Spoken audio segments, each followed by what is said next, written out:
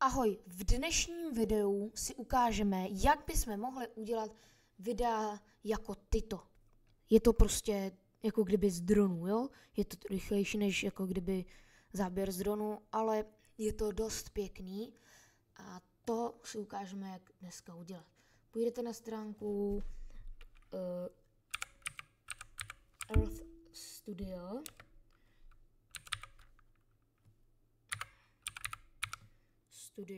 Tak.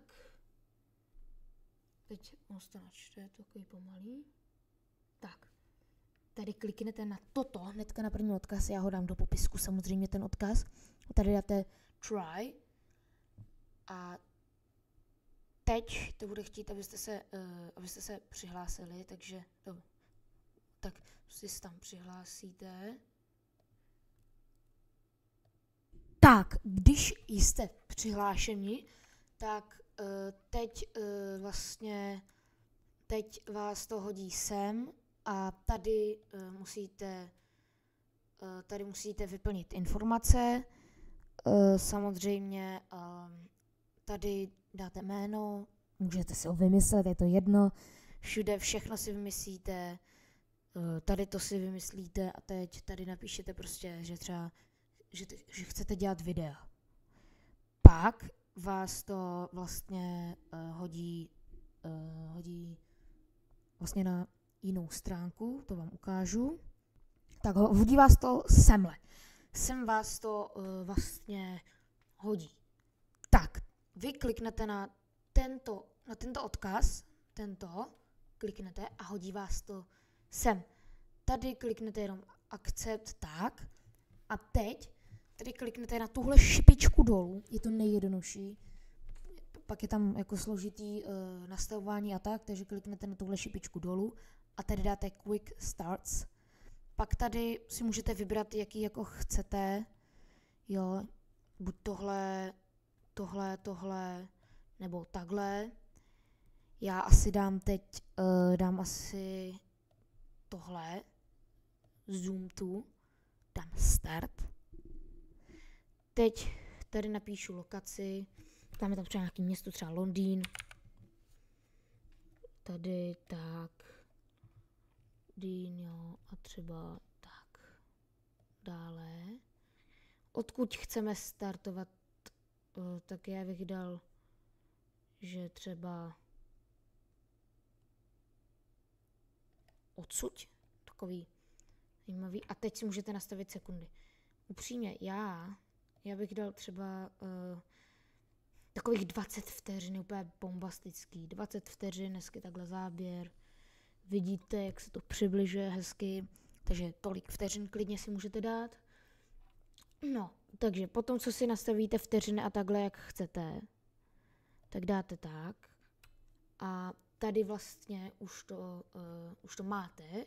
A teď můžete dát tady vpravo tady, kliknete a dáte na tady ty dvě obrazovky, jako kdyby, a tady takhle, dvojku. A vlastně tady je kam to vlastně to. A vy to můžete přesunout třeba, že chcete třeba, nevím, třeba semhle. Tak to takhle přesunete.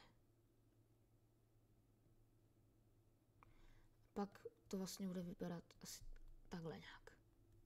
Jo, prostě bude se to blížit a prostě to bude vypadat takhle. Můžete si vlastně s tím takhle pohrát. A potom, co to máte, tak kliknete na render tady a tady si to pojmenujete. Já to nechám tak, jak to je. Buď můžete dát tady to je do počítače, že se vám to uloží, tady vyberete složku. Ale mnohem lepší je tady to video MP4. Pak si tady vyberete, kde bude tady ten nápis. Můžete ho dát třeba sem, nebo vlastně takhle. A vlastně takhle můžete dát. Tady vlastně nic nemusíte dělat, tady jenom text quality, takhle, no. A takhle to můžete nechat. Tak, teď dáte tohle. A ono vám to vlastně pošle e-mail. Takže vy půjdete do své e-mailové schránky. Tak, teď střihnu a já se tam přihlásím. Tak když jsem tady, tak to chvilku trvá vlastně, než to přijde. Tady to vlastně pak tam to je napsané, že přijde e-mail a on to fakt jako trvá chvilku.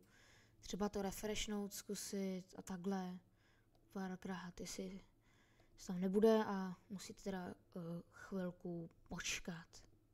Tak, já počkám teda. Tak, teď. Hnedka vám tady vyskočí tohle. Vlastně a tady dáte tohleto tlačítko vlevo.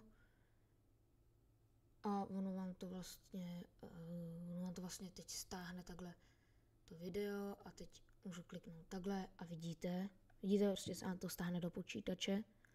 Pak a vlastně teď si s tím videem můžete dělat úplně co chcete. Tak tohle by bylo pro dnešek vše. Jsem rád, že jsem vám mohl ukázat takovouhle věc a těšte se na příště. Nashledanou.